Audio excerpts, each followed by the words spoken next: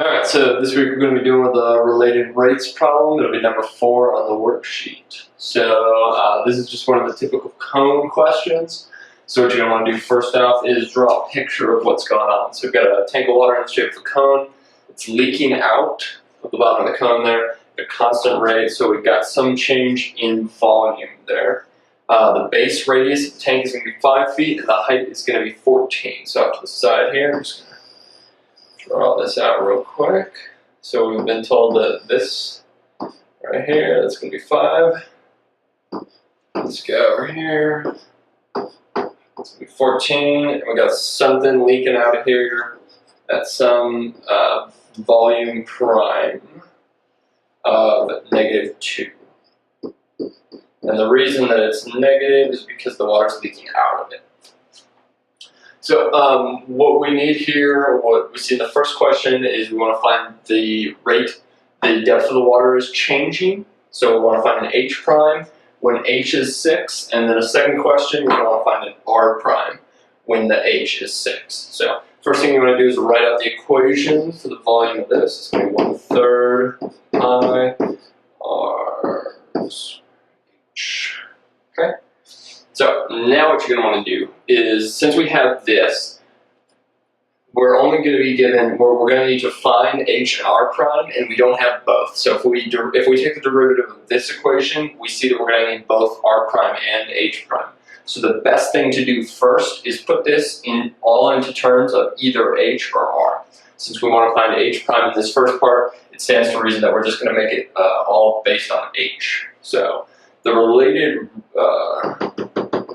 relationship that you're going to use here is just some random radius and some height based on where the water is when it's changing. It doesn't matter because we haven't taken that picture of it yet when the height is 6. So for now, we just want to find this relationship between them. And then we can do a little similar triangle here. So the 5 over R, that should be proportional to the 14 over the H.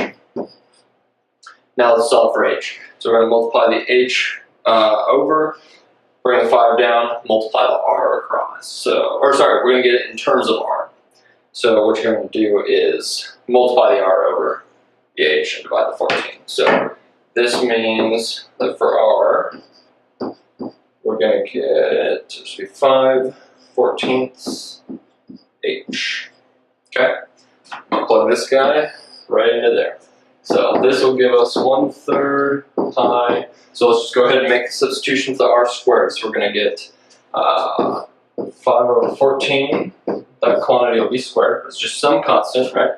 And we'll get an H squared. And that's actually going to turn into an H cubed, because we'll have the H squared times the H gets the H cubed.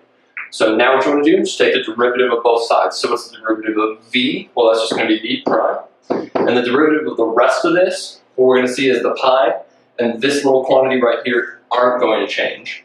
So we're going to bring 3 over. That'll make this just a 1. So then we'll get an H squared.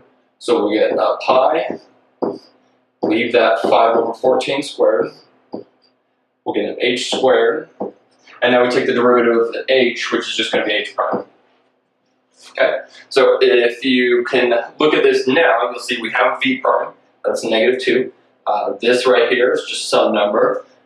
We want to find H prime, and we know H is 6, so that's what we're given there, is the 6 feet. So then just start plugging all that in. So what you'll end up getting is, if you do all the division across, we'll just leave the H prime here. So we'll get V prime. We're going to divide that by a pi. We're going to divide that by an H squared, so a 36.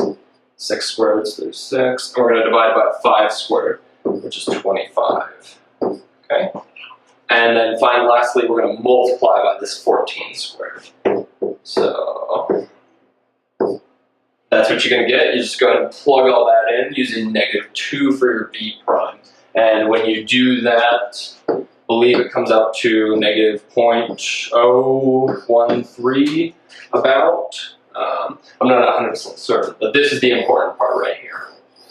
So that's really what you want to know. Now for B, we want to find R prime. Now there's an easy way and a hard way to do this. Since the height is still the same, still 6 feet, and we know what the h prime is at 6 feet, then we're going to do the easy way, and we can just come back over here to this guy. Take the derivative of both sides of this. So the derivative of r is just going to be r prime. The derivative of some constant times h is just going to be that constant times h prime. I just solved for h prime, so I'll plug that back into this equation, solve it through there. It should get a smaller negative number than what this was, which makes sense because the radius here was smaller to start with than the height. So at every point, this height is going to be bigger, and it'll be changing faster. So that's just what you're going to do there. Let's plug that back in. And again, that trick only works because we're asking for the radius, the rate of change of the radius at the same height that the h was at. And that's it.